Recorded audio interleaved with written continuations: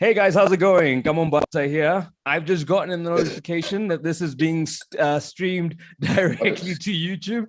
And one of our guests joining us for the first time tonight is Coach Gavin Hunt, who's also realizing that there's a thing that pops up on the screen and tells you that this meeting is being streamed to YouTube. So good evening and welcome, Coach Gavin Hunt, and to also welcome Rob Delport, a man we haven't seen in many, many moons on here, but has been active nonetheless. Bringing you top-class journalism as part of the DStv Times team. Good evening, gents, and welcome to the show. It's good to have you with us here this evening, starting with you, Coach Gavin Hunt. We bumped into each other at the golf, and now we're speaking on air. There's been a bit of a blitzkrieg because after the golf, Coach, you ended up on Disky Talk, and here you are now on Monday, joining us on Monday Night Football. Quite busy in front of the camera. Welcome. Yes. Yeah, thanks for having me. I'm on the other side of the fence now, a little bit, yeah. Not easy.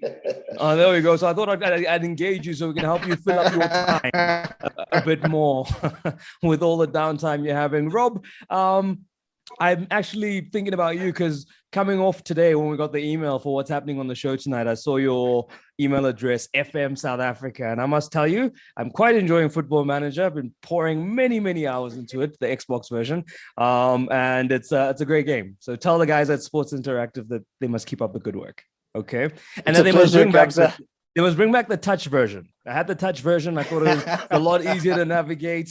They got rid of it for this year for some reason. I'm guessing it's the end of the road for that mode of the game. But yeah, tell them to keep up the good work. And to you too, sir, keep up the good work.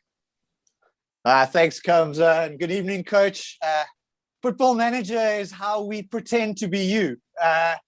And try and win as many trophies as you did. Yeah, exactly that. We live vicariously through our little avatars on that game. But gents, let's start at the beginning and at the top, the team at the top, Mamelodi Sundowns, just breaking the news that they've appointed Fleming Berg.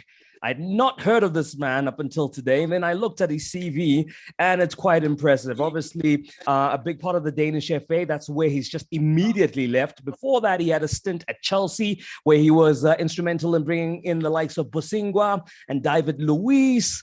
So the team that already has it all figured out, Coach, seems to have enlisted more help. What do you think this means for Mamelodi Sundowns and their quest to become Africa's top team? Who's going first? You can go first.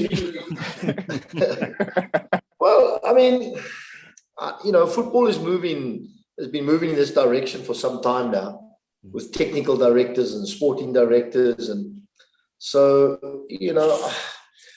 look, if it interferes with the first team in terms of how they want to play and that type of thing, I think that there's a problem. I think if he's coming in to look at the club from the bottom up, I think that's where these guys are valuable. But sometimes you might clash with the first team manager, which I think will, and it's happened all over the world. Because obviously they're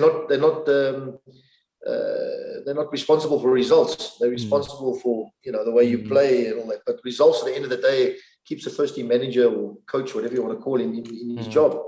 So.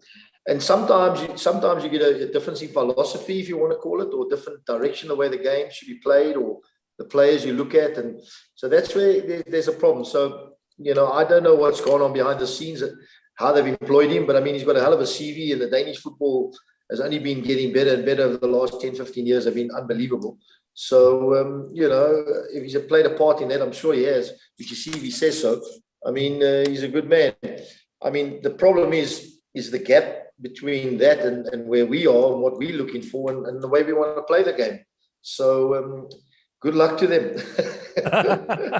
I mean, Rob, he's saying that he wants to come in and bring the best out of everybody at the club. He wants to kind of be the binding force between all the various departments at Mamelodi Sundowns to make sure they're all singing from the same hymn sheet. And I guess to that point of the coach saying that, is he going to be a guy who comes in and fixes things from a top, going top down or from the bottom up? What was the sense you got from his press conference, Rob? Well, the thing is like the coach said, and like you just said, to me, a sporting director is all about how you cooperate within the team. if it really is a time where you find all these puzzle pieces and you put them together and everything fits perfectly, brilliant. But very often there are disruptions because not every puzzle piece fits in when you're getting pieces from all different places around the world. From his opening press conference, he said all the right things. Yeah. When talking about Denmark's success, he stepped back and said, look, a lot of that success comes to the coaches that he worked with from the bottom to the top. And I mean, again, we were talking about Football Manager, and I kind of think that sometimes in a game like that, you play more as a sporting director, where you assemble these pieces. And in a computer game, you can get that to work seamlessly.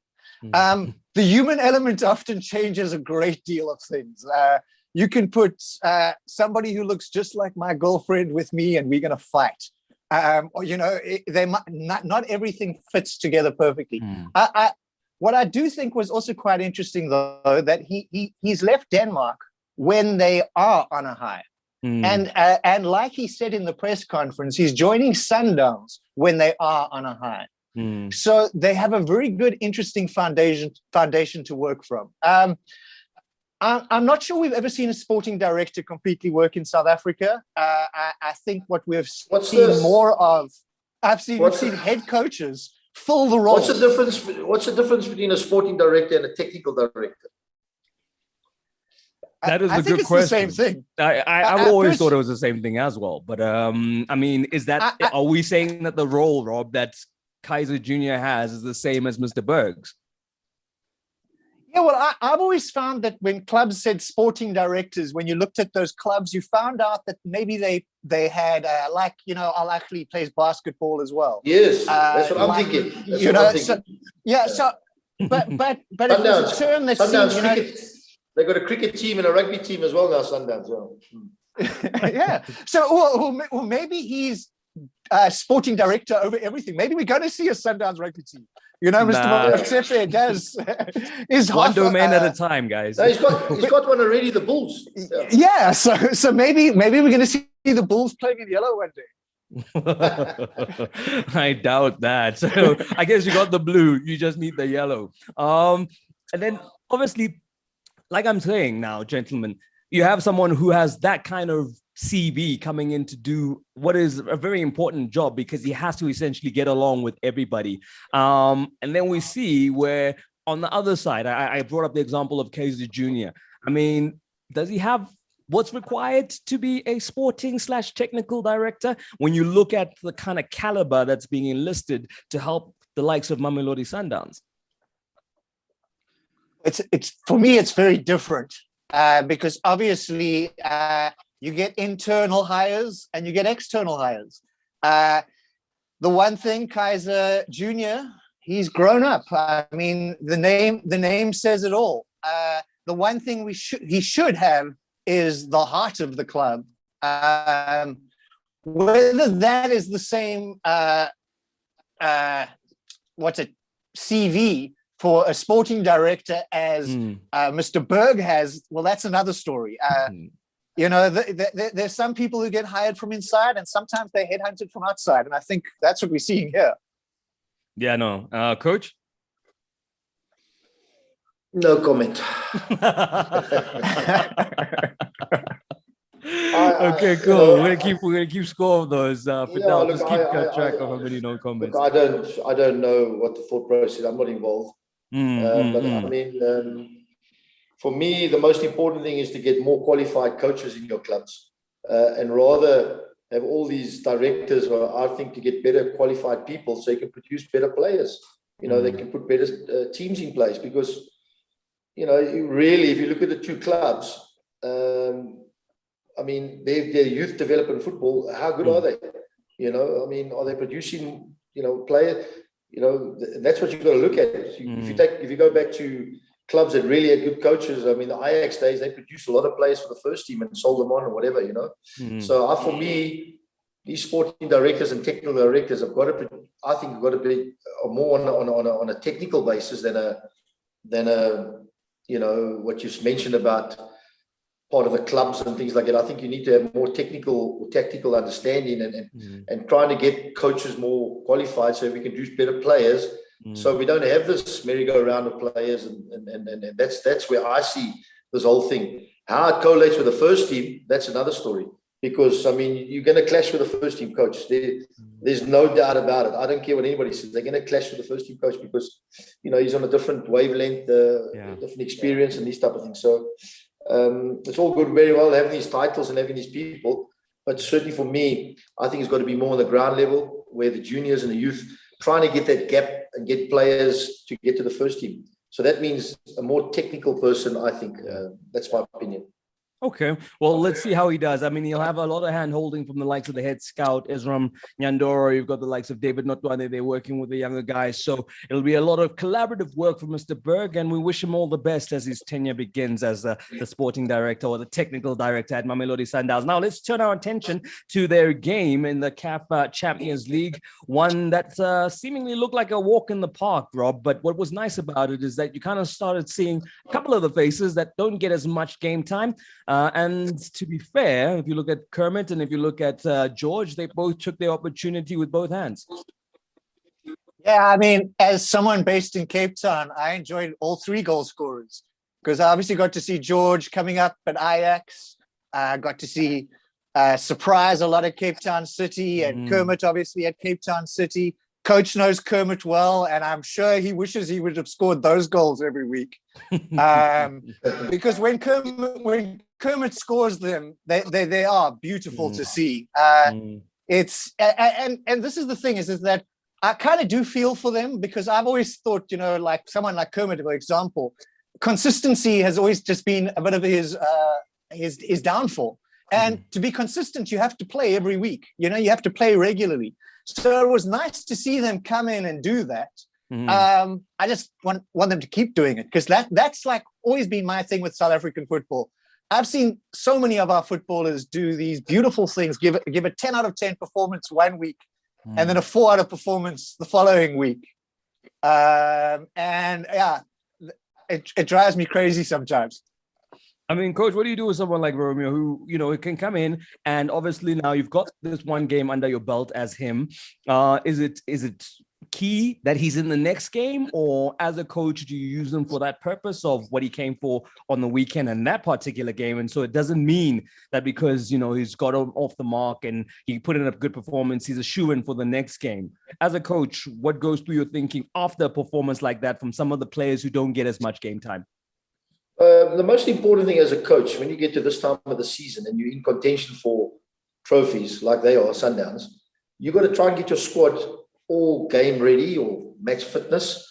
And you're not going to get it by training. I'm just talking holistically now. So whenever I was in a position and I had a chance to play players who haven't played much in the season, and we come to the business end to talk winning the leagues or winning the cups or even in Champions League, I've tried to give everybody a bit of a chance. So you normally find that in the first round of the net bank or the second round of the net bank, or you get an easier draw, or, you know, the game is, you won the game and, you know, you're taking your best players off for the ones who've done well for you, you know, trying to give the other ones. And that's pretty much what's happened. Going back to the Kermit state, I mean, I gave Kermit his debut at Supersport when he was in the youth. I think Kermit, and I don't think so, I think he's the best finisher in South Africa. In terms of technique, in terms of movement, in terms of, but the biggest problem with Kermit is to play 30 games a season.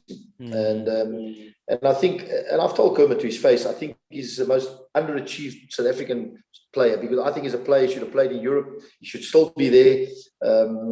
Whatever reason he's come back, money or injuries or whatever, lifestyle, whatever, but he's a guy that for me is a fantastic finisher. And it's such a shame that he's still, you know, really not playing 30 games or 40 games a season. And he's been injured. I think he gets injured quite a bit, but it's come from a lot, you know, in his youth football. I mean, he didn't train Monday to Friday and he would score a hat-trick Saturday. And then, you know, and then be out here and there.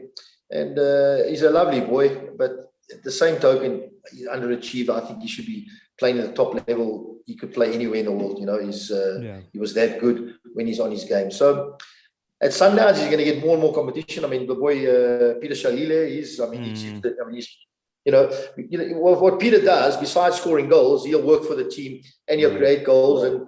and maybe that's not Kermit's strength. Kermit's a good old-fashioned, he's a finisher, but Peter obviously works harder, so they feel like they need to play him more. But you need Kermit fit, because believe you me, the games that are coming up, the league has won. I don't think there's a problem there.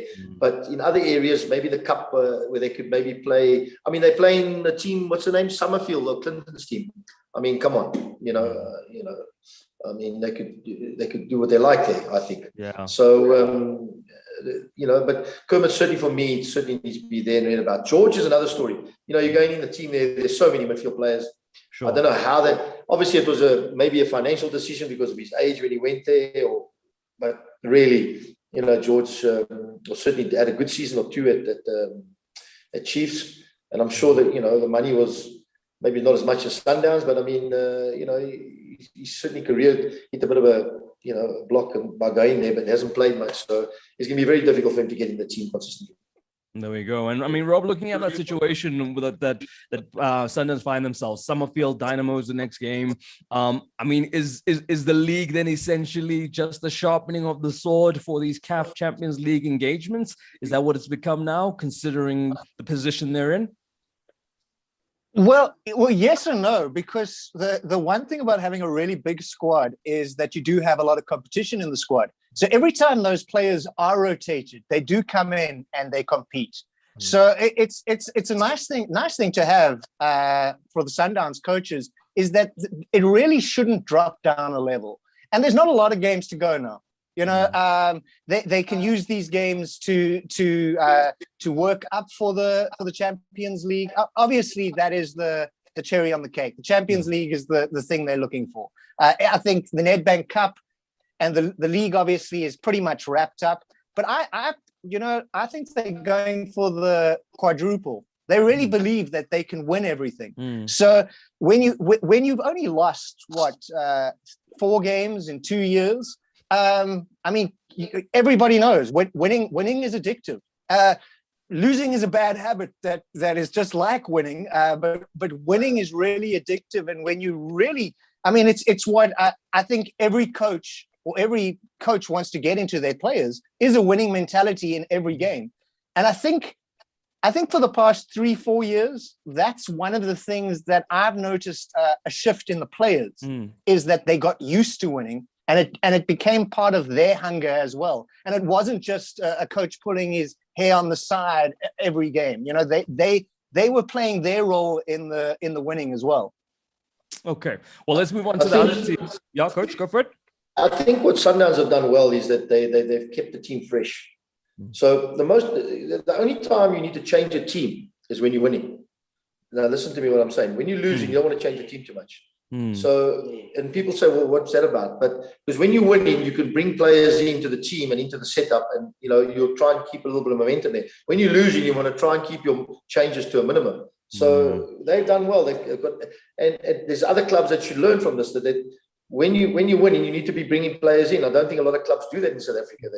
Look at some players, So I think that's important what they've done, and I think what Sundowns have done well, they've handled the players not in the playing squad well, because what you've just seen, like Kermit and George come in, scoring, doing well. I mean, they haven't played for months, and now they've handled them off the field, which, the training sessions are the hardest thing. People think they don't know what, you see the match day, but the training sessions, when you've got, I don't know how many they've got, 30, 32, you only take in 18, 19 or whatever it is, 20 away, and the other 10 or 12, how do you handle them and keep them interested on a weekly and a daily basis, So they've done well there, that's for sure. No, there we go. Managing the dressing room is a very important component and a very tough trick to manage, Rob. Moving on to the other team that was in action as far as the Champions League is concerned, AmaZulu, the campaign kind of fizzling out. We knew this was going to be the situation prior to this game, but it was an opportunity, I guess, for the incoming coach to cast an eye. Anything he could have gleaned from that performance? It seemed a bit wishy-washy, and both sides kind of felt like, they were going through the motions. But what does Brandon Trutter learn from that encounter about his team? Hey, look, it was a dead rubber. But I actually, you know what? It's such a difficult one because, honestly, in my opinion, AmaZulu have been overachieving. The fact they should be celebrating going out third in the group stages, considering what they have.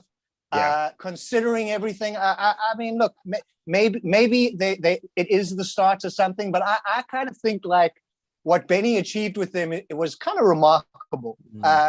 Very lucky as well. You know, they got into this momentum, this rhythm, and it got going. But when you're in that, like, you know, actually the coach just said it. When you're winning, you need to be able to change things and bring things in. And I don't necessarily think that happened. Look, but Robbie, what is it? Is it Rob, to that point? What is it? Management not understanding how this all works, or because we can all see it? Well, I can tell you what happened here. I spoke to Benny last year when he came second. I said, Benny, you're under huge pressure now. He said, what do you mean? I said, you came second. Where are they going to expect you to come next year? First, exactly. I said, you got no chance. As long as your backside is pointing downwards, you got no chance. I said, the best place you'll come is 8th. And he said to me, he laughed at me. Oh, I said, Benny, you got no chance. You've overachieved. Hey. I mean, the goalkeeper saved. Their goalkeeper last year when they came second was saving the ball on his toe, on his line, on his ankle, hitting his back of his head, going over the bar. You know, they got a few results. And I said to him, I mean, you've done brilliantly because, you know, your position doesn't lie. But you're not going to come first. And they're going to want you to come first. I said, rather, you know what I'm saying? I would have played a few youngsters and come fourth and saying, okay, you know what I mean? And then you go from there. You would have managed the results, coach. I'm bloody sure, because you're bottom of the league. He takes over. They're bottom of the league, and now they're going like hell for leather. I mean, you could see it, you know. And I spoke to him, and we laughed about it. And I said, listen, if you come top 8, you're lucky. I said, go for the Champions League. Try and get the other group. That's going to be your best shot, but your league form is going to travel. And it happened. I mean, it's happened to me wherever I've been. You know what I mean? Yeah. And I was at Chiefs last year.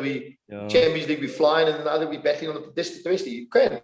You know, it's impossible. So, you know. And you had players who've actually been there at least. So they've experienced winning the leagues, playing in Champions League. A lot of the AmaZulu guys, everything was new to them. So it was a remarkable run and some great cameos by some players.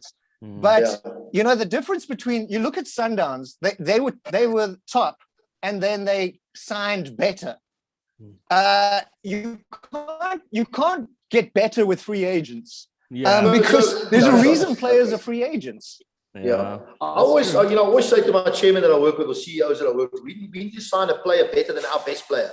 So if you get that understanding, so every time every year we have a squad, we want to sign somebody better than our best player. I mean, it's not possible because you don't have the financial, but that's how you got to think all the time. And every day or every week, you got to be trying to get somebody better than our best player. And if you've got that mentality, thinking that we arrived and we've come second with this, we're going to come first next year, you got no chance. No chance. Yeah, and that puts pressure on the next player as well. The old players. Exactly. Yeah. And then obviously they had the mess up with their best player. What's the boy's name? Satembe. I mean, for me, I've had so many players coming to the end of their contracts. The reason why he's got a contract was he must work till the end of his contract. Now, I don't know what's going on behind the scenes, but the boy's got to play. He's your best player. You're paying him. Or I don't know if they stopped paying him or what they've done. Or otherwise, sell him in January, get him out the building, and then move on. Let's get the funds to reinvest. Yeah. Or do you have this thing in the air about he's been their best player. I mean, I liked him. You know what I'm saying? And rather sell him or play him, but to have him, you know, nobody wins. Well, you don't win. You know, you don't win. But actually, wins. I can remember when Tyson signed a pre-contract with Coach. He was at Ajax Cape Town, and they actually made him captain after he signed the pre-contract. You know, because there was a guy, and he gave everything to Ajax until the day he left. Right. They understood that. And I know Ajax doesn't exist, but until the day they didn't exist, Tyson was an Ajax legend. You know, he exited. Exactly. I mean, I can't even think. If I think back to when I was in SuperSport, we had a boy, Siso Maslengo. He had signed for Wits, and I pulled him in the office in January. I said, "Listen, do you want to play?" He said, "Otherwise, you go now." I said, "You see, they'll give me 100%." He was our best player for the last 6 months. Because I said, and I always say to players, if you respect the game will respect you. But if you cheat the game's going to cheat you. So respect the game, play properly, you'll be getting paid, and we won't even talk about it again. Okay, fine, and we go. But to put the boy in the stands, or I just didn't understand it. I didn't understand. No, for sure. I agree with you, coach. We see that a lot where the club will do that and go against their own best interests by putting someone on the side just because that person has the audacity to sign a contract with another team. It's quite remarkable. I think it happened. Didn't it happen to George Maleleka? I think it happened to George Maleleka as well. Yeah, it did. It did. Doesn't make sense. He's taking all the free kicks. They're scoring goals from the free kicks and taking all and then he doesn't play. I don't. Exactly. I don't know. That's a good point. Very good point, Rob. But the sad thing is this weekend should have been a celebration for AmaZulu and Benny. Finishing third in their debut in the CAF Champions League, getting past first time, especially with the squad for me that he had. Some good old players, but not a Champions League squad that would have necessarily made the Champions League without Benny, in my opinion. Right, that's a good point. That's a good point. There we go. Confederation Cup now with Orlando Pirates looking like one of their best, or looking like the best option as far as getting some silverware. But now they've jumped out from the pan into the fryer as they move out of the group stages. It's about to get a bit trickier. But, looking at how they've it speaks to the point that you just raised now, Coach, in that, you can have so dissimilar campaigns on two fronts. We see Pirates now almost mirroring what happened with Chiefs, doing well in a cup competition on the African continent, but obviously at the expense of a sustained league push. What do they get out of this without it being a bad season? Do they need to win the whole thing, or just a sustained run in the next stage of the CAF Confederations will make it a good season? Well, let's be honest, the Confederations Cup is certainly the lesser of the two trophies, but it is an African competition, and it is tough because generally the Confederations Cup, some of the places you have to go to are not as easy as going to the Champions League places for whatever reason, some things. So, and it just proves my point again, to go on all the fronts, even with their squad. I mean, maybe they could have played, if you look at their season, maybe they could have played a few other players in the domestically or the vice versa. But obviously they've tried on every front and they've tried to be consistent. And when I hear coaches and I hear people say, "Oh, why change? Why break? What's not, all broken and change, play the same 11?" I disagree with it. I think it's absolute nonsense. You've got to change. You've got to keep people fresh. And that's the job of a coach on a weekly basis. It's not about the training sessions and all the things you do. It's about watching the players, seeing who's up for it, what type of game we're playing, where we're playing, who we're playing, what the conditions are going to be like, and making that change. Where you don't want to change is obviously really in key areas, but on the fringe areas, you need to get a little bit of freshness in the team. But yeah, they got a great chance. I mean, the draw when you play Champions League is obviously, or Confederations Cup is, who they're going to draw, where they're going to play, and that type of thing. But yeah, I think they've got a great chance to get to the final. I mean, financially, it's a huge burden in the Confederations Cup because I think SuperSport 3 years ago got in the final. Yeah. And I think they made 8 million and cost them about 12 million. Well, that's the truth. It cost them, and the next season, they almost got relegated to SuperSport, if you remember. After the Confederations final, because it affected the team, because they played right through June, and obviously it's a bit different now, but it affects you definitely, your pre-season, how far you go in these tournaments, and that's why you got to manage your squad, and that's what didn't happen at AmaZulu. You didn't manage the squad, looking at players. I mean, if you look at the AmaZulu squad, they got an old team there, very old team, a lot of old players who they can't keep. You need that freshness to come in, and anyway. So Pirates, I think the draw will determine certainly where they go.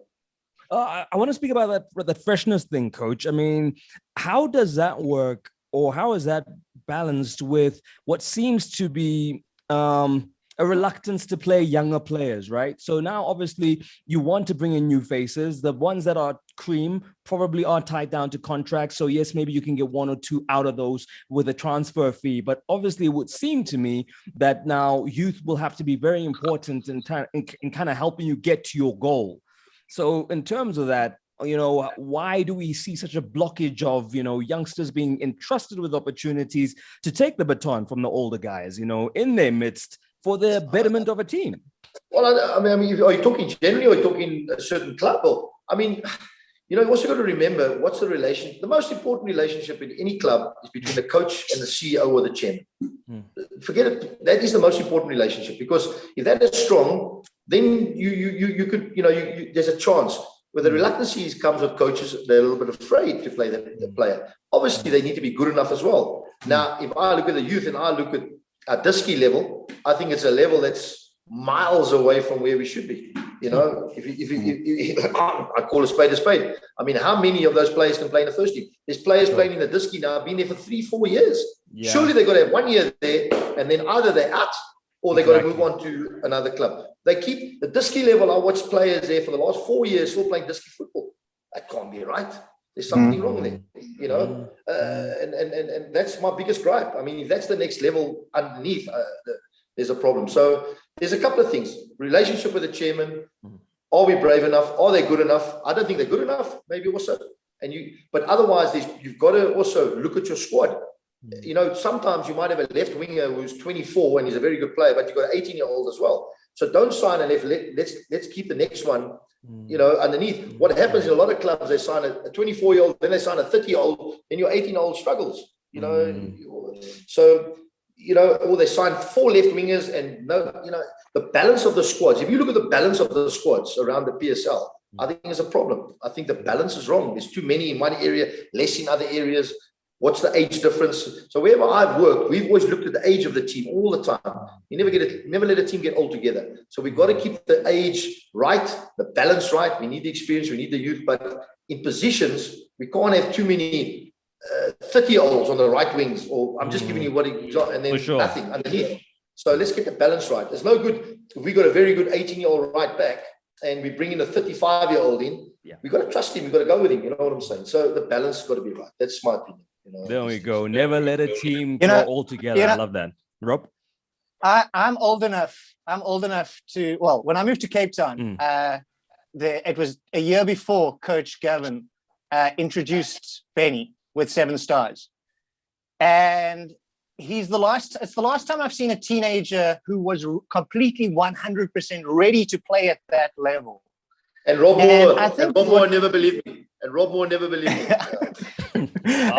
this is the thing is that sometimes I'm someone who follows a lot of youth football, and it's something that always frustrates me is like, yes, we've got some very talented youngsters, but sometimes I think that they aren't fully cooked as youth players. We've got a lot of academies, maybe great bakeries run by butchers, and what Coach said earlier about maybe Henningberg should make sure that he's teaching the coaches the right thing. I think we need more of that. There's some really good youth coaches, and there's some youth coaches with degrees, and they're not necessarily making players ready for the first team. Then also what's happened over the past 20 years is we've also had older players not progress. So they've hit like this peak in South African clubs, not gone overseas, and are actually blocking places where like 20 years ago, they'd go play somewhere else, or they'd move on or retire or whatever. Now you've got these really good professionals, but they're peaking at a level that's a little better than the youngsters. And coaches don't give the guys a chance because the youngsters are raw. I think of your last season with Wits, Rowan Newman. He came in and was great, for those few games. But he was raw. And we've seen, where he is now, he really should have progressed. He should be 2 years better or 3 years better than he was at Wits. And I actually think he's best. His progress has stilted. What do you put that down to, Coach? Well, I think that's got to do sometimes, he's at Maritzburg now, maybe they're under pressure, and they don't want, feel he's a player that's, he'll give you that little bit of magic, but you also look at the other side of the game. So maybe they're looking at that. I don't know, what our Ernst thinks about the boy. But I agree with Rob. Sometimes, that you're talking now 3 years ago, he should have been a bit better, He went to Israel, and I think he's been here now. I'm not sure. He was in Israel for 2 years. Yeah. So, he was a player. I've had so many players where I've trusted my gut. Ronald Williams. I had experienced goalkeepers, and I put him in. I said, I'm going to go with a 70-year-old, 80-year-old, whatever he was. And, today he's, because I felt he was strong enough, big enough. The problem is where with coaches, sometimes you don't see you look at the strength and the running capacity, you say, no, we need to have him. But the technical capacity, sometimes, you can get better, and I've had so many of those, so it's important. But as I said again, what clubs he working with, who's he working, what type of chairman's he working with, what does he expect? Going back to Benny's situation, he came second, now you want to come first, and you've got no chance. So what do we need to do here? You know what I'm saying? And every club is different. Everybody wants to win, but I mean, everybody can't win, but you can win in the long run. And financially, always remember this. That's what it's like. The game is about a financial thing. Can we sell? Can we keep? Can we let go? Can we trade? Can we keep our budget at a level? And it's going to get worse, because if you look at football, it's very difficult to keep these clubs going. And so you need your youth to be better. I mean, we speak about this for years. So you can take in from your own. I mean, a team like Ajax, it's a crying shame that they're on the PSL for what they've done for football youth development. But they lost their way for whatever reason. You know what I'm saying? So, I mean, I know the reason, but I mean, I'm not going to, we're not going to go into that. So it's important that we get better coaches, going back to the sporting director that we've spoken about, so we can coach better. And we need to be a little bit more open in our thinking, and not thinking like this is our way is the only way. We need to open our blinkers a little bit, and the way you coach and what we look for. And I think we need to go back to a little bit more position specific. We don't do that enough in South Africa. We look for these midfield players that play in midfield and do these type of things, and we need certain players to win games of football. Coach, Ajax has been mentioned, Wits has been mentioned, Pirates has been mentioned. All of that forces me to ask you what you think of Tyson's current situation. I mean, that's a player you know very well. His time at Orlando Pirates has been a bit underwhelming, maybe, for various factors. He doesn't seem to have earned that fan favorite tag just as yet, even though he's done such a good job for coaches such as yourself. What do you think is the impediment at OPFC in your reading? In my small, little humble opinion, which, as I say, every year in football, I know less and less. I think they're asking him to do things that he's not very good at, and doesn't suit his game. It's all very, that's why people sign players, because, I mean, I think that's why Sundowns have come right. They used to sign the best player. Somebody had a good season, they sign him, and they say, well, where's he going to play? Yeah. Does he fit in? Then he doesn't fit in after 6 months, and he's standing in the moment he wants to leave. I think Tyson, if you look at Tyson, you've got to get him to play to his strengths. And now you're asking him to do things that he can't do, or he's not very good at doing. To go from the Wits captain to winning trebles, and we won all the leagues and cups and that, to go to Bafana and then to go not even on the bench, I don't know. There's something's gone wrong there. And to look at what's playing, they're playing a right back and centre back. Something's happened there. I don't know. But also Tyson trying to get the ball inside the big box and trying to play out the big. No, he's not going to suit him. I mean, Tyson can hit the ball further than he can kick it. So make him hit the ball. And let's get him doing the things that he was good at. I mean, he could score you 6-7 goals a season, all these type of things. He can hit balls out your box, and so there's certainly trying to get players play to their strengths and what they were good at. I mean, he's had such a career uprise and was on the up, and now he's just. So also maybe himself, he needs to get because obviously mentally he can't be good. This has happened to him.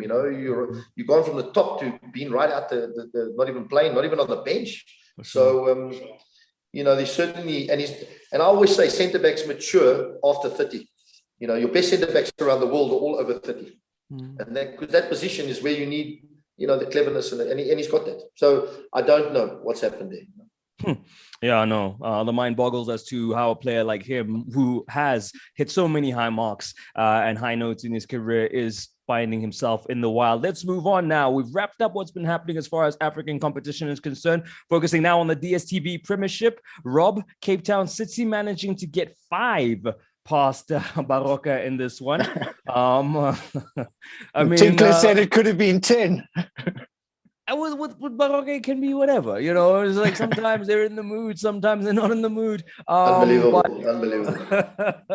But I mean, we're looking at this game here, and you know, obviously, we saw Baroka miss the penalty, and then you've got Mokabi sent off just before halftime for Baroka, and then you know Mayo comes through with the equalizer, and then you know it just kind of, I mean, it gets crazy after that. 2-1, 3-1, 4-1, 5-1 with the penalty. Good one for Cape Town City, but what a Baroka. And I'm guessing, Rob, it's too late at this stage of the season to come and bring someone else in. They might have to hold. I don't think so. You don't think so? I don't think so. I think they should have made a change a lot earlier. I think the Baroka may have got into what do you call it? They fought, survived before. And I think they may have got into this thing that, like, no, we've done this before, we can do it again. And football evolves every season. And I think they should have made changes. They should have brought, I think what's happening at Baroka just off the field is great. They built this beautiful village and they're really creating something lovely off the field. Sure. But they're building it around a team that is going off the rails. Right. And I really think, as much as I think the chairman has been very loyal to some of his coaches who he's known for a very long time, I think Baroka needed to take the step up. They need, they played their best football for me when Wetson Nyirenda was there, who's for me was a really good coach. Right. And it should, you build from that. I keep seeing these clubs having a BMW and replacing it with a Toyota. And when you have a good coach, you can't go backwards all the time. It's very frustrating for me, and I see it in South Africa a lot. Where I see a young coach come in and he does a brilliant job, and then he slips up once, they replace him with some guy who really has failed his entire career. I mean, they've got this wonderful foundation, and they could be building something very special up there. But they really need. I mean, they've got 7 games. If they win 2 games now, and Maritzburg lose 2 games, they're 5th from bottom suddenly. So it's still get someone in, change things, make it happen. Yeah, it can. Okay, I mean, Coach, you look at that and what's happening there. I mean, you've got some Bafana internationals that have come there. Obviously, Goodman was there, and then he went to Pirates. Now you've got Evidence.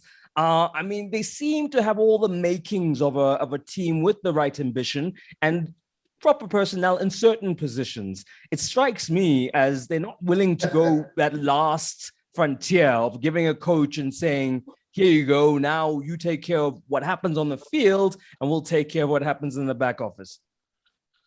I mean, obviously with this football, and I've been in that situation before. The biggest thing, the biggest mistake you can make, and the biggest mistake I think they're making, they're all trying to win games. Why are you trying to win games? And they go to 1-1 yesterday, and the score could be 10-1, 20, it could be 15-1 if Cape Town City, because the game just opens up and it becomes this wave. And in South African football, that's what and I watch all the teams. Surely, let's consolidate, right? Let's keep the team. Let's play in one half, what I call it. Let's play in one half. Now you say, well, it's boring football. Well, my friend, my 60 million is going to be very boring for the next 10 games. Because if I know I get 10 points, if they get a point the last 5 games, they would be in 8th position. I mean, that's how close it is. So 1 point down there takes you, that jumps your position. And when you go into games, and I watch them every week, they're trying to win games of football. Yes, they all need to win, and I hear them. Well, they got 7 games left. If you win 2, they haven't won 2 in the last 25 games. How are they going to win 2 in the next 7 games? So let's get a point. Let's play for. Let's get anything. If we go down, then we can obviously. But to be up, and how many times have I've seen Baroka been up? Yeah. And then they just keep playing, and I'm saying, shut it down. Do this, do that, but you got to, that comes from the Monday to Friday, what you're doing. So you got to, and I hear that's all, and over here it's about they're finishing, they're missing chances, but you're conceding 3-4 every week. So surely that's got to be the problem. And the team that finishes, the bottom two teams concede the most goals every year. So forget about scoring goals, because don't worry about scoring goals. Don't concede goals. And if you get that, be hard to beat. Be hard to beat and play risk-free. I watch them playing. They're playing, the two centre-backs are standing next to the goalkeeper from goal kicks. And I'm saying, this is going to only end up in disaster. It's going to end up in disaster. And City press, high, interception, boom, boom, boom, 3 passes, goal. What are you doing? What are you doing? You know, and then you say, we're missing chances. You know? On Sunday, I watched 2 such different football games, because Cape Town City and that. And then I watched Al Ittihad put on this defensive show where literally Pirates just kept punching and punching. And there were the wingers playing as a double left back. They had this deep low. So what was the score? What was the score?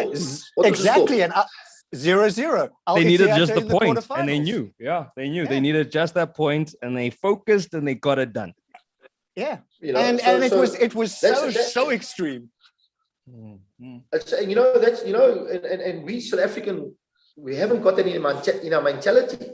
You know, we've got to take a leaf out of our rugby team. We are the most boring rugby team in the world. But my God, do we win World Cups? Win World Cups. Why? Because we flip and defend and we tackle and we, you know, and we don't play. So I'm just giving you, I'm trying to get to people understand. So when after 15 games, I'm second bottom, I say, right, okay, we've had a bit of a go in the first 15 games. Now the next 15, this is what we need to do now. We need to get a point. And then when the game is on and there's 20 minutes to go or 10 minutes to go, and we're in a situation, you know what I mean? Then we can understand what we need. But to go hell for leather and the game just becomes a basketball game, there's no control. You can't play. You cannot play football. I mean, I watched the fullback take a throw in yesterday. He throws it square. They get intercepted. What do we do? I mean, you know what I'm saying? My God. I actually even think throw the ball 50 meters up the field, and then you've got a chance. Yeah. I'm talking when you're in that situation. Yeah, for sure. Specific. I even think Baroka has got the type of team that can play that game. You know, they've got someone like Evidence Makopa up front. You can play deep. Yeah, exactly. So the point I'm trying to say is, I mean, I'll give you an example. I'll tell the goalkeeper, don't give the ball to the centre back, and I'll tell the centre backs to go fetch the ball from the goalkeeper. Do you understand what I'm trying to say? So we have this big fight.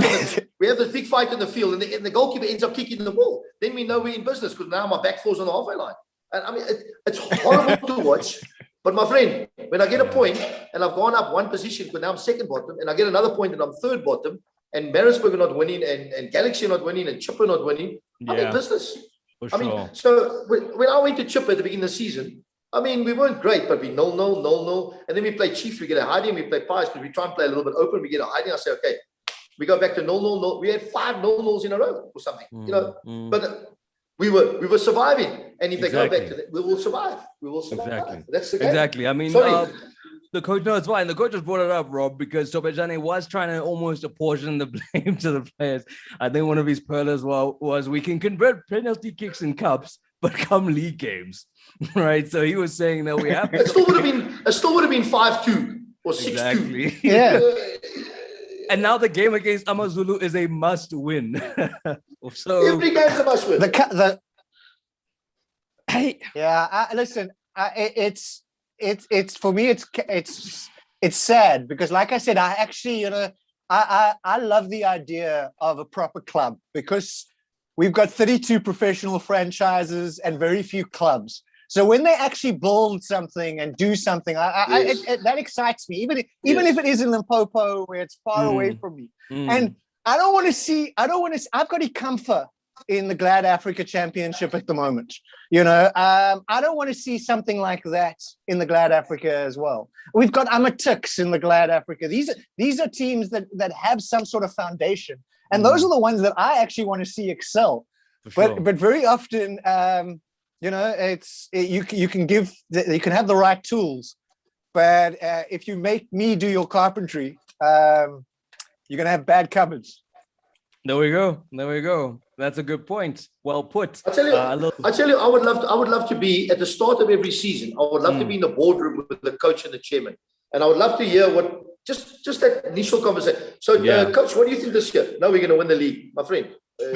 Or the chairman saying, no, we have to finish in the top 3. You haven't been in the top 3 in 50 years. Yeah. And we've got to come down and say, listen, this is where we are. Let's play our own little league. Who's our league? Chipper, Sekakuni, Galaxy, that's our league. Let's try and win that league. And we build from there, and try and go from there. But to try and win, and you've got no chance. No chance. I mean, Coach, is that part of your frustration now, thinking about your next thing, is that you're going to have to sit there with some somewhat unrealistic chairman and kind of manage his expectations a little bit, because it does seem that, there's always, I mean, your former boss, Chipampenge, is we're going to win the league in so many seasons because of how quickly they rose. And then you realize that it doesn't work like that at this level. Well, they could win the league if, yeah. Anyway, let's What? I think you got to manage expectation is very difficult, because we're all excited. We all want to win. Everybody wants to win. That's why we're in the game. It's a competitive game. But let's be realistic and go player for player. When I get a team sheet every week and I look at the opposition, I say, how many of those can get into my team getting their team? And if you've got more of theirs that you want than your team, I think you've got a problem. And every week, that's what happens. That's how football is. So if I'm the Liverpool manager and I look at my team and I'm playing Burnley and I go, well, I wouldn't have one of those Burnley players. I should be winning here. You know what I mean? Right. Right. And you got to do that. If you don't do that and you say, oh, we got a great team. I mean, honestly, you're in the clouds, my friend. You're in the clouds. And the excitement to play against the big teams can only get the players so far, Coach, because you need them to put in those performances every week. But I always say, if you're a team at the bottom and you play the big teams, let's have a go. And you go and because me personally, I don't expect to beat them. We shouldn't beat them. So we're not going to beat them. But let's compete in our league here and pick the teams and see where you are. And I'm not saying and try and get the mentality into the players about doing 1, 2, 3 things or 2 things. Like I had players, I tell them if they have 3 touches, I'm taking them off. You play a 2 touch because on your 3rd touch, you normally give it away anyway. So don't give it away. So rather play 2 touch. You get where I'm going. I get you, Coach.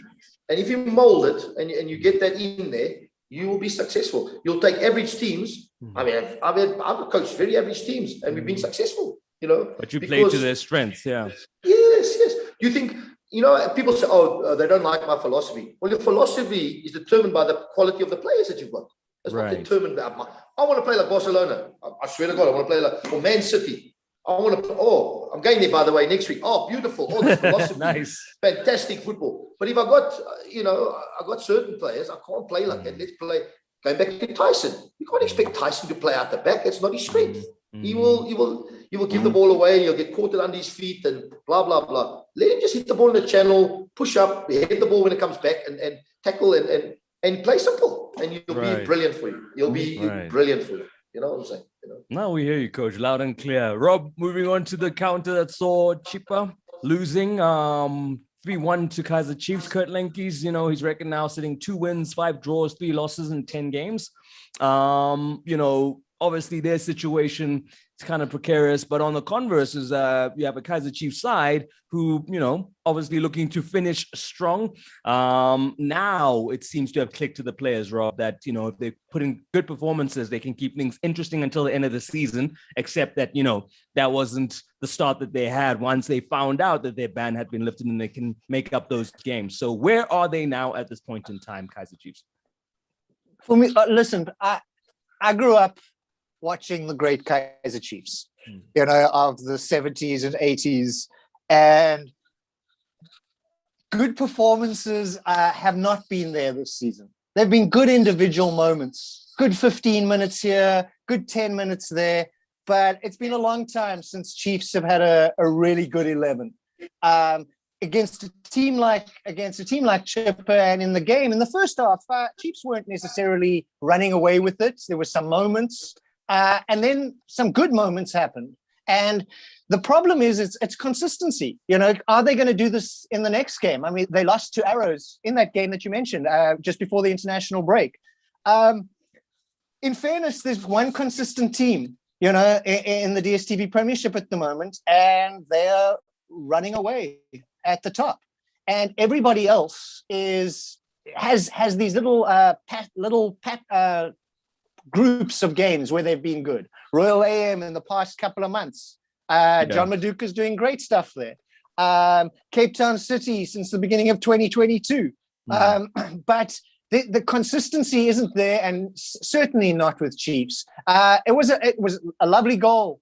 The thing I'm enjoying this season is actually seeing Keegan Dolly play. It's been a couple of years since he was in the starting 11 every week. That's nice to see. There's a couple of players that are good, but I still think it's a complete work in progress, and getting too far ahead of themselves is dangerous. Because I haven't seen a championship challenging team from them yet. Okay, I mean, and looking at Chippa United, they're sitting 13th in the league now, 7 games to go, and let's see, it's only 4 points separating them from Baroka at the bottom. Coach, a player that you know well in Evanga, I mean, he got on the score sheets. Kind of strikes me as a player that if you put him in a somewhat more, I don't know, structured team, maybe he could be someone who could actually go on to have more comprehensive seasons in front of goal. And I mean, in a Chipper setup, he's always going to be the one who can give you something, but you're going to need something else from the rest of the team. Having coached them, having watched this game now against a Kaiser Chiefs, what does Kurt Lenkies do now? Is it once again kind of whittling it down to who around us can we nick points off of moving forward? Well, I think if you look at them, I think you've got to say there's games they can't win till the end of the season, and there's games they can win. I think they've got Galaxy at home, and they've got I don't know if they got. I think they finished with Baroka. Yeah, so I know they've got Galaxy Supersport United, Stellenbosch, Orlando Pirates, Cape Town City, Baroka, Swallows, and then TS Galaxy, their last game of the season, Coach. That's their run-in. The problem has been the home form, hasn't it? Even when I was there, I mean, when I was there, I was only there for 10 games, even if they scored 1 goal in 10 games. And I signed Eva from Mozambique. I had him at Wits. Yes. And then he got signed by Chipper when we sold. So Eva's a guy, the more instructions you give him, the more he's going to confuse himself. So sometimes you got to leave him at the top of the team, let him run between the lines, let him run in, because he will create chances and he will score. He's got that knack. I mean, he can miss as well, but I mean, he's got 10 now in 12, 13 games, which is nobody scored. I don't think Peter Shalila scored as many in the last 10 games over the season, yes. So Eva's there, and he's the only guy I knew from day one that he's really the only one they had there where they can score, and he's the only one who has, I think, scored. I don't know how many other goals who scored. But if they keep him fit and keep him going, the problem with Chipper is obviously the defensive side, and that's what I tried to do when I was there. I said, right, we're not going to score many goals here because it's only Eva. We got to try not concede, and we changed the structure. They pretty much kept the same sort of structure with a few changes here and there. Right. But for them till the end of the season, it's not about conceding, because they've always got a chance with Eva.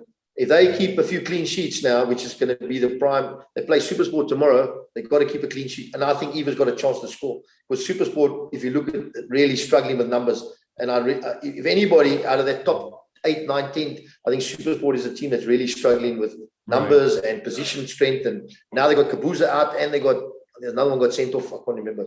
I just saw. So, it's a problem for them, So for me, Chipper is about not conceding, because they can always score, No, I hear you, Coach. I hear you. I mean, on the opposite side, Rob, you have Samir Nukovic coming through with, getting on the score sheet. How much of this Chief side is almost playing for a stay of execution, I guess, at the end of the season? How many of these are players looking for an opportunity to be reconsidered for what happens with the Kaiser Chiefs as of next season? Well, this is the problem when you don't achieve stuff, but you flatter to deceive. Some of the Chiefs players who were there 2-3 seasons ago. I mean, Nukovic had a great first season at Chiefs. Yeah. And in fairness, Coach, I think he was injured for half of your season, and I think he's been injured for half of this season. So, and recovering from injuries. He was injured more than half the season, and when somebody comes back, and you're panicking, you sometimes throw that player back in before they're ready, where maybe he should have sat out a bit longer. I don't think he's necessarily playing for a contract, but he is reaching an age where, he's supposed to be their goal scorer. So they're going to start, and if they're not winning stuff, they're going to start, oh, we must sign somebody else. We must bring somebody else in. So there are a couple of players in that boat who actually maybe haven't even got a real opportunity because of injuries. And also some of them were signed for coach, you know, they were signed with you in mind. You know, there are certain players that I can see fit Gavin Hunt's team, and also players that you know. And now, and then Stuart will come in and maybe he wants to change that. And now those guys haven't got the right opportunities. And so that, you know, I always worry when things aren't going well, that what you actually said earlier about this chopping and changing. I look at, again, being in Cape Town and seeing not just the off the field stuff, but the on the field stuff that happened at Ajax. That the team that was there now has got no resemblance to the team that was there 3 years ago. And that team had no resemblance to the team it was when Nazir went and joined you. It was the beginning of the end of a foundation. And that's look, that's you can't be losing Nazir, Ali, and Tyson. That's why on a free. That's impossible. If you're doing that, I don't know what your thinking is, and so you know, that baffles me. You know, you cannot be losing good players like that on free. So that's another story. Just going back to Samir. Last year when I got to Chiefs, he wanted out, and he was injured, and he wanted out, and there was an opportunity for Chiefs to sell him. But the problem was the ban. So if we sold him for good money, we couldn't replace him. So I understood where the club where Bobby and came from. He said, "Listen, what are we going to get? We can't buy. We can't because we've got the FIFA ban." And I said, "Well, he's no good to us now anyway because he's not playing. He's not going to play for 6 months, and he never played." And to be fair, I thought he could have come back a little bit earlier, but be that as it may, he still had the hump on his back about not being sold and blah, blah, blah, blah, blah. So you had a player that was injured, unhappy, and he never got the money for. Now his value, if he does, but he's free now to go anyway. So, if they haven't they obviously want to look at him now the last 7-8 games, which I think the decision should be made a long time ago. You know what I mean? And but it is what it is. Listen, I mean, he's had a lot of clubs already in his career, so maybe it only looks like a 1 season sort of 1 and 2 season type of player, and then you got to move him on, So, but the problem was the ban last year. Was up to you? Would you have sold him? Had it been up to you? Well, if you're going to replace him, and to be fair, what was going to happen was we were going to get Bradley Grobler last year, so he was going to go, then Bradley would have come in. That would have been a local, and that was the talk. So when I had a talk with Bobby and Kaiser and everybody, that was the talk. So, but I said, you can, if you sell him, we can't replace him. But he's not going to play. I said, well, I don't know. That I couldn't know. That's another situation. But he was not very happy about not being let go, and that's what happens with players. And then he came second half of the season and he played a few games here and there, but he certainly wasn't right. You know what I mean? And now he's missed. I think he missed the whole first half round again. I don't know what the injury was. So it's been a bit unfortunate. But listen, these type of things, you're never right, you're never wrong. And every club, even the best managers in the world, Pep Guardiola's and Ferguson's, they all make mistakes. When to sell. I'll never forget Alex Ferguson. I had lunch with him once, and he told me the most important thing in football is not the coaching, the tactics, blah, blah, is when to sell a player. He told me that to me, and I was like, and he sold Ronaldo at his best, Beckham's, Van Nistelrooy, Stam, I can't think of all the players. I mean, he got rid of them. Yeah. But he got rid of them at the top, and people say, why is he getting rid of them at the top club or whatever? But he knew that something wasn't there. The hunger wasn't there, the desire wasn't there. And people, you cannot get emotional with keeping players. When you get emotional, your team will suffer. And I don't know if your team will suffer. You got to. Yes, we want loyalty both ways, but emotionally, you can't get. You can't. You got to cut it. You got to cut it. When you feel the time is right, and sometimes and if the boy goes on and has a great season somewhere else, so be it. We are better off because of X, Y, Z. You know what I mean? And the player progresses. This is something I've seen a lot of the times at clubs where you have this 22-year-old playing in a club that's 14th to 16th every season and a struggling team. And his progress, he never gets the idea of that winning mentality or anything like that because they don't sell him at the right time. And he just starts going down and down and down. He becomes a negative player. I'll give you an example at Bidnis. Sibusiso Vilakazi, South African Footballer of the Year. Jose came to me, he says, what do you think you should do? I said, sell him. People said, are you crazy? I said, sell him, because the money, and I didn't want to sell the boy, but the money we were getting, we could refund in that, and we bought 3 players. And what happened? The next year, we won the league. So I'm not, but I'm trying to tell people, South African Football here, I sold him. I heard the figure. Jose came to me and said, I'm going to get X amount for the player. I said, sell him. Good. I said, Jose, out of the money, I need X amount. He said, you got it. Right. Now we reinvested in the team. Next season, we won the league. So it was, and we knew I needed to keep him to win the league, but I knew what I was going to get. 2, 3 others that'll strengthen the whole team. And I liked the boy. I didn't want to sell him, but he got a bigger contract, double, triple the money, quadruple the money. We got money, and Bob's your uncle. There we go. There we go. Just trust the process, as they say. Okay, we're going to fly through some of the results from the weekend quickly as we focus now on Golden Arrows. They were able to dispatch of SuperSport United a 3-2 in, I don't know, man. Rob, did the ref have a bad game up until the Gabuza call? Because I just couldn't make sense of what was happening as far as, you know, some of the penalties and just the general stewardship of the game up until the Gabuza one got there. And I was like, oh, okay, cool. Yeah, that one's like 100%. But I was just not sure about what had happened up until that point. Soft penalties, but decisive penalties. Look, they were soft. But you know, this is the thing is that at least she was consistent. And with the red cards, I thought both of them were red cards. It's a real pity for SuperSport because you know a team like Golden Arrows are hard enough to play against with the way they attack and that. To play with 9 players, very difficult. I actually felt sorry for Ronwin. I don't think he deserved to concede 3 in that game. SuperSport, yeah, they're very inconsistent. But it was a result between 2 inconsistent teams. One who I think should be performing better, one who last season I thought flattered to deceive a bit. But that's because Golden Arrows have always been capable of doing that. You know, they just were a little more consistent last year. I still, Mankoba's Golden Arrows that beat Ajax in the MTN final all those years ago. That's how they played. You know, it's really good going forward, but there's a lot of gaps at the back. But look, a good 3 points. They swap places with SuperSport, but that top 8 battle also is far from over because of that inconsistency.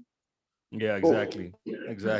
And then, Coach, I mean, looking at SuperSport United, like Rob says, it's not nice for your international goalkeeper to come back from international duty and have to be, you know, in a game like this as his first game back. But, you know, it's another one because we don't know. I mean, you know, how to judge them because they use a lot of young players and obviously they have the cup team tag. So at this point in time, considering all these things, as far as, you know, how they run SuperSport and how Stan has his house in order, I mean, what is the best they can hope for? And, you know, is a top 8 finish now going to be what they have to endeavor for each season with maybe a cup in there? And with the games left, what do you think is the best we can expect out of SuperSport United? Well, the history of SuperSport United has never been out the top 8.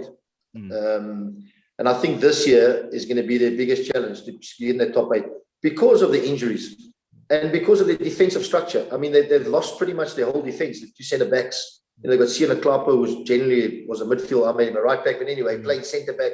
You know, all these type of things. They've lost that. They've lost that midfield tenacity a little bit. And obviously up front, Grobler, who was the biggest threat, has been injured. So you've got to feel for their team selection. But at the bottom line is in football, nobody cares, you know, and people, and the most important things are the 2 Ps, you know, played and points. So, and everybody has problems with their team, suspensions and injuries. But really, if you look at SuperSport, they've been a bit decimated this season a lot of the time. But you knowing SuperSport, watch them get in the cup final, guaranteed. I think they'll get in it because they've got a nice draw there. They'll get through there. But the top 8 is certainly under big threat this year. It's not going to be 40 points this year. It's like relegation. It's not going to be 30 points this year. It's going to be less. So because the teams are so equal, but there's going to be big pressure coming from the Arrows, the likes of Arrows and Sikokunis and these type of teams around that top 8 position. You know. Okay, no, fair enough. And then let's move on now to Stellies and Sekhukhune. Rob, they played out to a 1-1 draw here. Justin Shonga kind of, coming to the fore for Sekhukhune, but obviously Stellies being the home side. Coach Barker was happy that they needed all 3 points. He took the one. But once again, this is that running of games towards the end of the season where some teams you don't have too much to worry about. You start seeing these games where you wonder about the intensity and whatnot, especially because Steve Barker reckons that maybe, second half we were in this game, but not so much in the first. Yeah, I'm a little bit disappointed in Stellies this year. They had a really good start to the season, and I kind of think some of the players just relaxed a little bit because I don't think they've won in 2022 yet. And I think, it's been quite nice to see 11, 12 under 21 players being thrown in. And local players, and developed predominantly at the club. Steve's been very lucky with chairman, whether it be at Stellenbosch or Amaturks, to actually most probably, I think, Gavin at Supersport and at Wits and Steve at those two clubs are the only times I've seen somebody like last 5 years and actually be able to actually build something. And in most cases, you've seen progress in those situations. I mean, Supersport, 3 titles, Wits won a title, Tux promoted, now Stellenbosch promoted. You see what happens when you allow somebody to build a foundation. Right. Like Sekhukhune is the opposite, because it's very quick. And I've been very impressed with how they've created a team that's difficult to beat.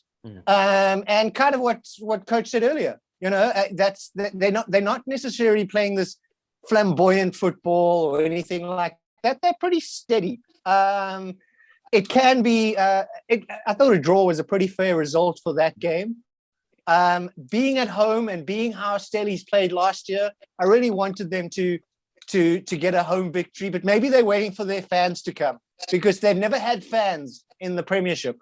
Right. The last time they had fans, they were in South Africa. So maybe they're waiting for them to finish off well. Maybe. Coach Makubela said the wind made things difficult. I mean, I've been to Cape Town, Coach. You've been to Cape Town. We take it for granted, but I mean, that is a dynamic that sometimes can, just already what's a high intensity, stressful situation of trying to win a football game is now made even more difficult by the factor that is the wind for a team such as Sekhukhune. I'm from Cape Town. I played there all my life. You got to play 2 ways. You got to play one way and then the other half another way, and forget about the score.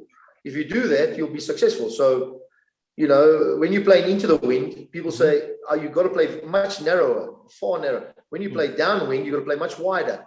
So, these type of things, I don't know what the tactic is or what, on the strategy on the day. But I think Steve's got a good job. He's done a good job there. But you can't always look as bringing in these young players. There's got to be a certain situation where we've got to try and improve. Now, the start of the season, they won a lot of games. I think they were second or third in the league, top of the league at one stage. But obviously the second round, which is going to happen when you play young players, that's why you've got to be very careful. I mean, you're finishing off now. It looks like they're falling off. Now you could start next season like you fell off this season, and you've got to be very careful. So how do you avoid that, Coach? How do you avoid that? I think that goes down to recruitment again. Now, obviously, financially, they're not going to be able to buy him because they don't have that financial muscle. Or maybe they do, but they don't. They work on a tight budget, which is good. I understand it. But there's got to be a progression a little bit. And progression, how's progression? Consistency. You know what I'm saying? At home, maybe they should be winning more, and away Stellenbosch are they're much better team, I think, because it suits them. And at home, where they have to come on a little bit, maybe it doesn't suit them. So he has to find a way of being a little bit better. So that goes into your recruitment. And, the easy way out when you don't want to say, look how many youngsters we're playing. But if you also got to be very careful of that, you know what I mean? So not to hop on that too much, and because results at the end of the day. But yes, he is in a job where they will give patience and more time, which which is good for him, but in the long run, if you look at the long thing, I think they overachieved a little bit too early, got out of that first division a little bit too early. And obviously they've got caught up in this whirlwind, and they've done bloody well. They've done bloody well. You've got to give credit to Steve, but now there's going to be questions asked to kick on a little bit more, which hopefully, and obviously the vultures are going to come in for their players. There's going to be 2 or 3 players they're going to have to sell to try and refinance the thing again. That means starting again. But you've got to be very careful how they start next season, because they're never going to have the same start. The same start, they're never going to have that same start this next season as they had this season. Never. No chance. So you got to be careful, There we go. Okay. One more game just to go over. TS Galaxy and Royal AM. You mentioned it, Rob. Royal AM on the road getting 4 goals. I mean, looking at them, I love how, like I say, every time on the show, Mama Kize, you can say whatever you want. The fact that she left that car running and, didn't remove all its wheels, Rob, we find ourselves in this position. But for TS Galaxy, though, Coach Sayad, Tim Sugazi believed a lot in him, but it's kind of looking precarious now, isn't it? It's a difficult one, because I actually can see a bit of a coach's imprint at TS Galaxy. Sometimes a coach comes in and you actually don't see any change. I kind of see a little bit that Ramovich has his handwriting in the team. And there were moments where it was looking positive.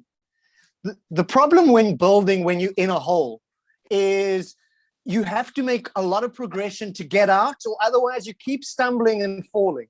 You keep stumbling and falling. And that, to me, is what's happened at Galaxy, is maybe before he tried to lay this foundation, he should have got out the hole. Because there were a couple of games I watched in a row where I thought, hey, TS Galaxy, they're the better team, 2 matches in a row. And then I looked at the log and I was like, oh, but they're still where they are. Yeah. And sometimes it's like Coach said, sometimes you just don't want to lose. And some of their games, they really shouldn't have lost. And they wouldn't had they not been going for the win. And that would have given them 2 more points, and they wouldn't be where they are. They'd be 2 positions up. And it's a difficult one. I say, Rob, if you take the 4 bottom teams, the objective is not to lose a game until the end of the season. Not to lose a game. We don't want to win any games, but not to lose a game. And they'll be safe. They will be safe. I guarantee they'll be safe. When Galaxy, when I watched them, when I don't know the coach's name. What's his name? Said Ramovich, yeah. Ramovich. When he came in, I mean, their team stayed nice and tight. They were short. The distances were good. They were keeping together. But obviously, as he's gone on, it looks like we're going to expand a bit now and try and score and try and win games. I think the first couple of games he did really well. And I thought, okay, you can see there's a big difference being made here, because the team looks like they've been working on the training ground. And what's happened now, it looks like the game's become the South African basketball game, and we're going from end to end. And I mean, they play Chiefs tomorrow. The Chiefs have got a huge burden to burn, with them, because obviously they beat them in the Nedbank, and they play. And I really feel for Galaxy if they go there and make the game open. But who knows? If they're gonna try and want to win it, or I don't know. But certainly for me, if they stay unbeaten for the next 6-7 games, not necessarily have to win games, but that's the most important thing.